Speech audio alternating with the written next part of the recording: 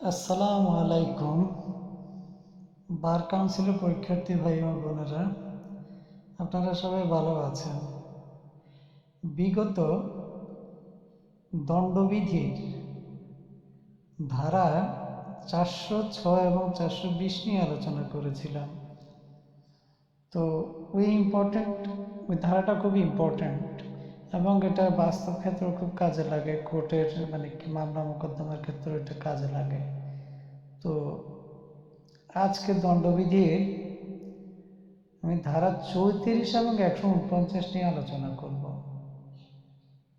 ধারা 34-এ যদি এটা শিখি, ইংরেজিটা শিখি, কমন ইন্টেনশনের বাংলা হচ্ছে অভিন্ন অভিপ্রায়।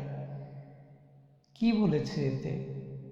বলেছে যে পূর্ব পরিকল্পনা অনুযায়ী যখন দুই বা ততোধিক ব্যক্তি একই উদ্দেশ্য নিয়ে কোনো অপরাধমূলক কর্মকাণ্ড করলে প্রত্যেকে আলাদাভাবে সমানভাবে দায়ী হবে। তাহলে জিনিসটাকে একটু ভাঙি। পূর্ব পরিকল্পনা অনুযায়ী 34 ধারাতে সর্বপ্রথম কথা হচ্ছে পূর্ব পরিকল্পনা থাকতে হবে এবং এটা সদস্য সংখ্যা কজন? সর্বনিম্ন দুইজন, তারপর সর্বোচ্চ হচ্ছে 2 বা ততোধিক একই উদ্দেশ্য নিয়ে, যে কয়জন কোনো অপরাধমূলক কাণ্ড ঘটাবে তাদের উদ্দেশ্য থাকবে কিন্তু একটাই।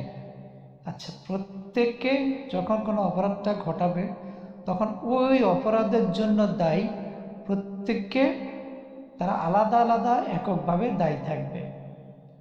আচ্ছা, এবার আসি দণ্ডবিধির ধারা 149 ধারা হচ্ছে সাধারণ উদ্দেশ্য। ইংরেজিতে এটিকে বলে কমন অবজেক্ট। আপনারা একটু খেয়াল করে দেখবেন, সেটা হচ্ছে এটুকু।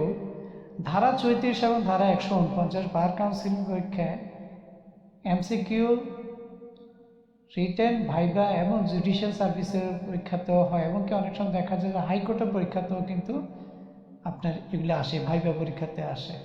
তো সুতরাং যখন কোনো ধারা পড়বেন তখন একটু ভালো করে ওটা বুঝে পড়বেন। বুঝে পড়লে আপনার সব পরীক্ষার ক্ষেত্রে কাজে লাগাতে পারবেন। আচ্ছা, এবার আসেন, আমি আবারও ফিরে যাচ্ছি ধারা 149 সাধারণ উদ্দেশ্য, কমন অবজেক্ট ইংরেজিতে যারা বলে। পূর্ব পরিকল্পনা বা পূর্ব পরিকল্পনা বিহীন 5 বা ততোধিক ব্যক্তি কোনো স্থানে উপস্থিত থাকলে সে অপরাধ করুক বা নাই করুক তার জন্য সে দায়ী থাকবে। দেখেন, 34-এ কিন্তু পূর্ব পরিকল্পনা অনুযায়ী, কিন্তু এইখানে কিন্তু পূর্ব পরিকল্পনা হতেও পারে, নাও হতে পারে। এখানে কিন্তু সদস্য সংখ্যা কিন্তু 5, সর্বনিম্ন 5, আর সর্বোচ্চ হচ্ছে ততোধিক বলেছে। তো কোনো স্থান উপস্থিত থাকলে, তো কোনো স্থানে যদি উপস্থিত থাকে নিশ্চয়ই তাদের ব্যাড ইন্টেনশন।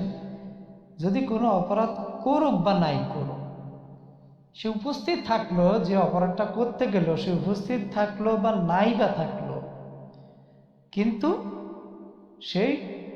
সেখানে যে অপরাধটা ঘটবে ওই অপরাধের জন্য কিন্তু সে দায়ী থাকবে। তো আজকে এই পর্যন্ত। আপনারা সবাই ভালো থাকেন।